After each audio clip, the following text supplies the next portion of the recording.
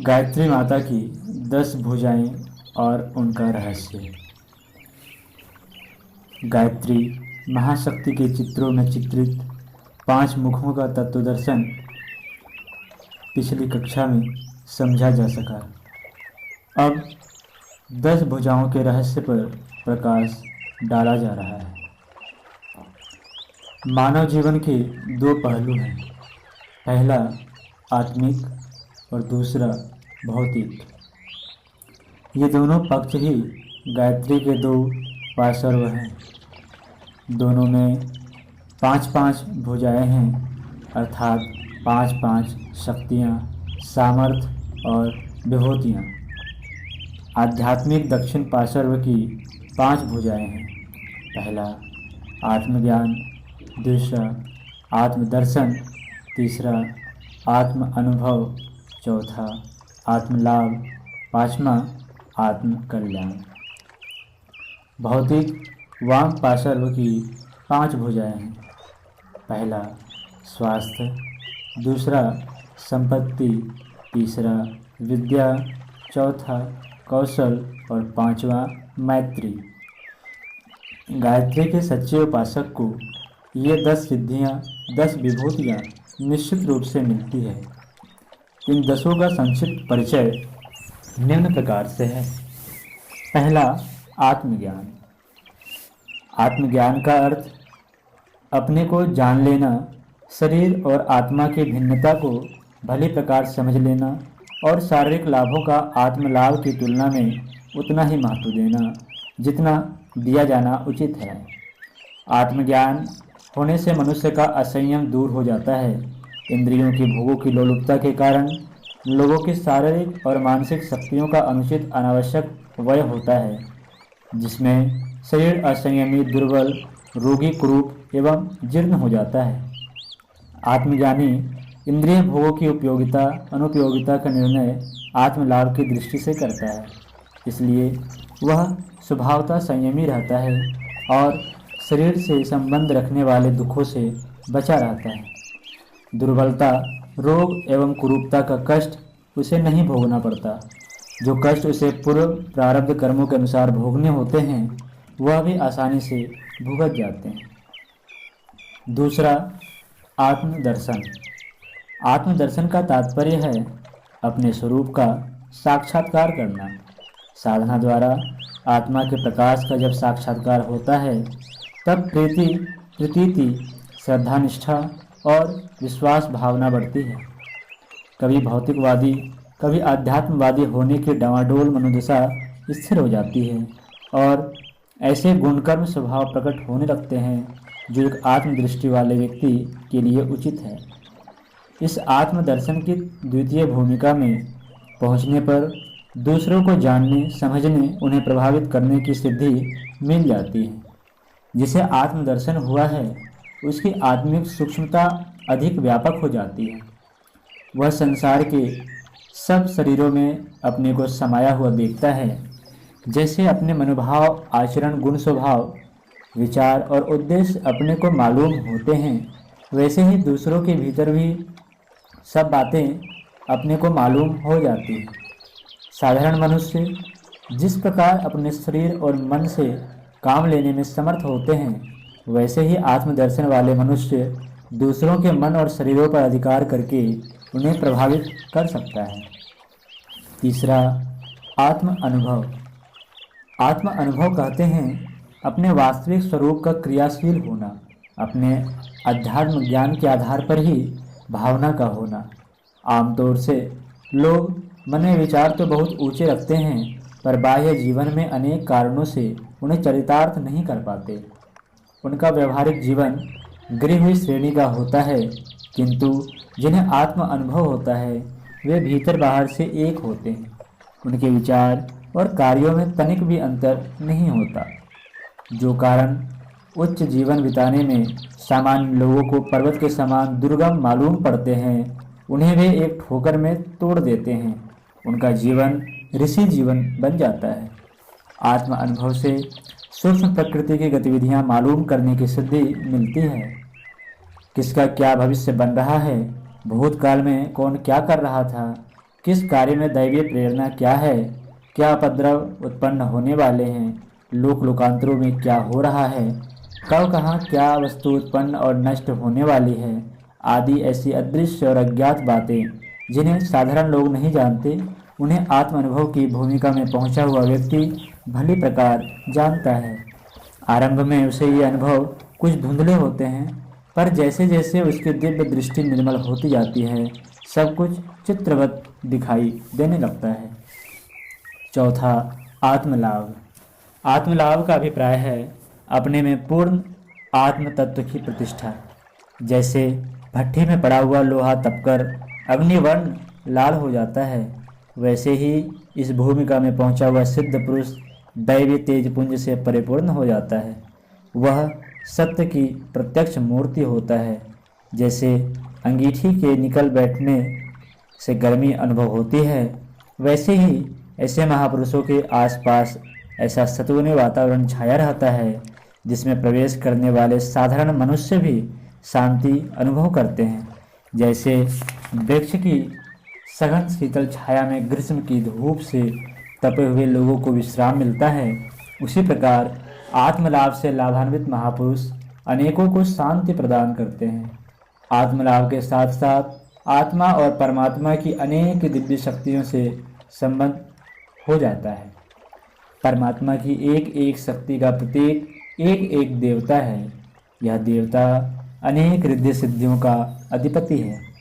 यह देवता जैसे विश्व ब्रह्मांड में व्यापक है, वैसे ही एक छोटा सा रूप यह पिंड देह है। इस पिंड देह में जो दैवी शक्ति के गुह्य संस्थान हैं, वे आत्मलाभ करने वाले साधक के लिए प्रकट एवं प्रत्यक्ष हो जाते हैं और वह उन दैवी शक्तियों से क्षणकुल कार्य ले सकता है। पांचवा, आत्मकल्याण। आत्मकल्याण का अर्थ है जीवन मुक्ति, सहज समाधि, कैवल्य, अक्षय आनंद, ब्रह्म निर्माण, स्थिति, प्रज्ञावस्था, परमहंस गति, ईश्वर प्राप्ति। इस पंचम भूमिका में पहुंचा हुआ साधक ब्राह्मीभूत होता है। पंचम भूमि में पहुंचे हुए आत्माएं ईश्वर की मानव प्रतिमूर्ति होती है। उन्हें देवदूत, अवतार, पैगंबर, युग निर्माता, प्रकाश स्तंभ आदि नामों से पुकारते हैं। उन्हें क्या सिद्धि मिलती है, इसके उत्तर में यही कहा जा सकता है कि कोई चीज़ ऐसी नहीं जिसके आनंद के वे स्वामी नहीं होते। ब्रह्मानंद, परमानंद और आत्मानंद से बड़ा और कोई सुख इस त्रिगुणात्मक प्रकृति में संभव नहीं। यही सर्वोच्च लाभ आत्मकल्याण की भूमिका में पहुँचे हुए को प्राप्त हो जाता है। भौतिक पक्ष की 5 सिद्धियाँ। गायत्री माता की 5 भुजाओं से भौतिक जीवन की दृष्टि से कम महत्व की है। पहला, निरोगता स्वास्थ्य। गायत्री उपासक का आहार विहार संयमित रहता है, इसलिए उसे बीमारी का कष्ट नहीं भोगना पड़ता। नियमितता, निरालस्यता एवं श्रमशीलता का अभ्यास रहने के कारण उसके सारे अवयव क्रियाशील रहते हैं। किसी अंग या इंद्रिय का दुरुपयोग न करने का स्वभाव होने के कारण उन सबकी शक्ति चिरकाल तक स्थिर रहती है। रोग पीड़ा, अकाल मृत्यु का कारण असंयम ही तो है। आध्यात्मिक दृष्टिकोण अपनाने वाला जब संयम की रीति नीति अपनाएगा तो फिर उसके शरीर को कष्टों से ग्रसित होने का अवसर ही न आएगा। प्रारब्धवश आए तो भी वह अधिक समय ठहरेगा नहीं। गायत्री उपासना का अपना विशेष सत्परिणाम भी है। रोगग्रस्त, शरीर पीड़ा से व्यथित, असाध्य और कष्ट साध्य व्यथाओं से ग्रसित व्यक्ति गायत्री उपासना का अवलंबन ग्रहण करने पर अपने कष्टों से छुटकारा पाते प्रत्यक्ष देखे जाते हैं। दूसरा, समृद्धि अर्थात संपत्ति।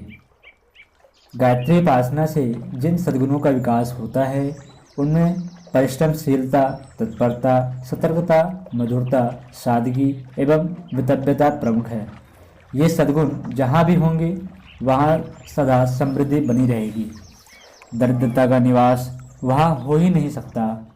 जो परिश्रम और सावधानी के साथ उद्योगरत रहेगा, दूसरों से मनुष्यता एवं मधुरता भरा व्यवहार करेगा, उसको अर्थ उपार्जन के अनेक अवसर स्वतः ही प्राप्त होते रहेंगे। कमाए हुए पैसे को ठीक तरह खर्च करने की बुद्धि आमतौर से लोगों को नहीं होती, अस्तु अपव्यय के कारण उन्हें दरिद्रता घेरे रहती है। सादगी और शालीनता की नीति अपनाकर खर्च करने वाला व्यक्ति न दरिद्र रहेगा, न अभावग्रस्त और न ऋणी। जो दुर्गुण मनुष्य के व्यक्तित्व को अस्त व्यस्त करते हैं, वे ही वस्तुतः दरिद्रता के कारण होते हैं। गायत्री की शिक्षा एवं प्रेरणा साधक को व्यवस्थित बनाने की है। सच्चा साधक उसे हृदयंगम भी करता है, फलस्वरूप उसे दरिद्रता का मुख नहीं देखना पड़ता। कई बार अर्थ संकट की चिंता भरी घड़ियों में गायत्री उपासना आश्चर्यजनक प्रकाश उत्पन्न करती है। आय के ये स्रोत अवरुद्ध हो गए हैं, वे खुल जाते हैं, मार्ग के अवरोध हटते हैं और ऐसे अवसर उत्पन्न होते हैं जिनके कारण समृद्धि की संभावनाएं अनायास ही बढ़ जाती है। इस प्रकार के अवसर कितनों को ही आए दिन मिलते रहते हैं और वे अनुभव करते हैं कि गायत्री माता का अनुग्रह मनुष्य की दरिद्रता एवं विपन्नता को भी दूर करता है। तीसरा, विद्या। गायत्री बुद्धि की देवी है। उसके साधक की अभिरुचि स्वभावतः ज्ञान अभिवर्धन में होती है। स्वाध्याय और सत्संग द्वारा जहाँ उसका आत्मिक ज्ञान बढ़ता है, वहाँ सांसारिक स्थिति को समझने के लिए वह अपनी शिक्षा भी जारी रखता है। अध्ययन तो उसका प्रधान व्यसन होता है। जिसे पढ़ने में रुचि है, वह अपने ज्ञान कोश को धीरे धीरे संचित करता रहे तो क्रमशः विद्यावान बनता चला जाता है। विद्या ही संसार का सबसे बड़ा धन है। यह बात उसके मन में बैठ जाती है तो जिस प्रकार सामान्य लोगों को धन कमाने की धुन रहती है, उसी तरह उसे विद्यावान बनने की आकांक्षा निरंतर बनी रहती है।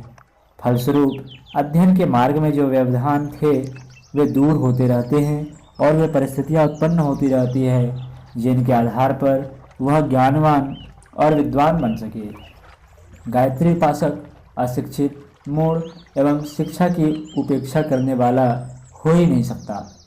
कई बार इस उपासना के फलस्वरूप दुर्बल मस्तिष्क वालों की प्रतिभा भी अप्रत्याशित रूप में प्रखर होती देखी गई।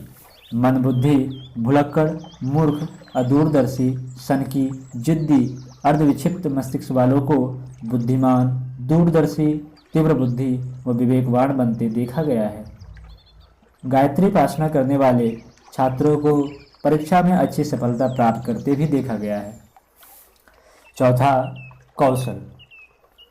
बात पर ठीक तरह से सोचना, स्थिति को सही रूप से समझना और कार्य को ठीक तरह करना, यह कौशल कहलाता है।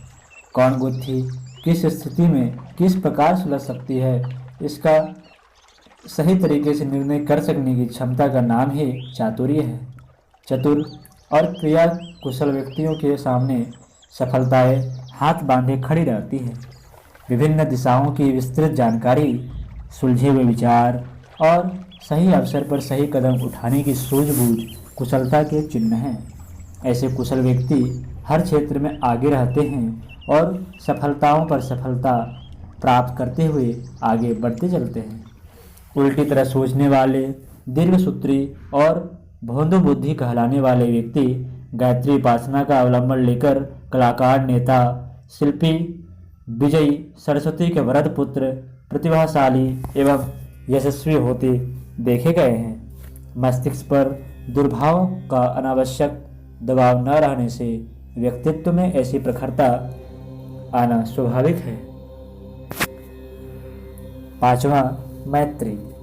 सद्बुद्धि की देवी गायत्री अपने सच्चे उपासक को प्रधानतया सद्गुणों का वरदान प्रदान करती है। उससे नम्रता, सौहार्द, सौजन्य, सेवा भावना, प्रसन्नता, उदारता, दयालुता, निरहंकारता, सज्जनता जैसी विशेषताएं उत्पन्न होती है। ऐसे व्यक्तित्व की खिले हुए सुगंधी कमल पुष्प से तुलना की जा सकती है। जिसके चारों ओर भंवरे, मधुमक्खियाँ व तितलियाँ मंडराती रहती है। जिसकी दृष्टि उस पर पड़ती है वही प्रसन्न होता है। जिसको भी उसकी सुगंध मिलती है वह आकर्षित होता है। सज्जनता संपन्न व्यक्ति को सच्चे मित्रों की कभी कमी नहीं रहती। उसके प्रशंसक, सहायक, सहयोगी एवं मित्र दिन दिन बढ़ते ही रहते हैं। जिसकी प्रतिष्ठा जितनी होगी, जिसके जितने सहयोगी एवं मित्र होंगे, उसकी प्रगति की संभावनाएं भी उतनी ही बढ़ी चढ़ी होगी। ऐसे व्यक्ति जिधर भी चलते हैं उनके लिए पलक फावड़े बिछाए जाते हैं और आरती उतारी जाती है। गायत्री उपासना से तात्कालिक लाभ भी अगणित होते हैं। शत्रुओं के घातक आक्रमण की संभावना समाप्त होती है, द्वेष शांत होता है और विध्वंसकारी विरोधियों के हौसले पस्त हो जाते हैं। जो प्रतिकूल थे वे अनुकूल बनते हैं और जिनका असहयोग था उनका सहयोग मिलने लगता है। जहाँ उपेक्षा, असहयोग एवं विरोध की संभावना थी, वहाँ अनुकूल वातावरण देखकर कितने ही व्यक्तियों ने गायत्री के अनुपम शक्ति का चमत्कार देखा है।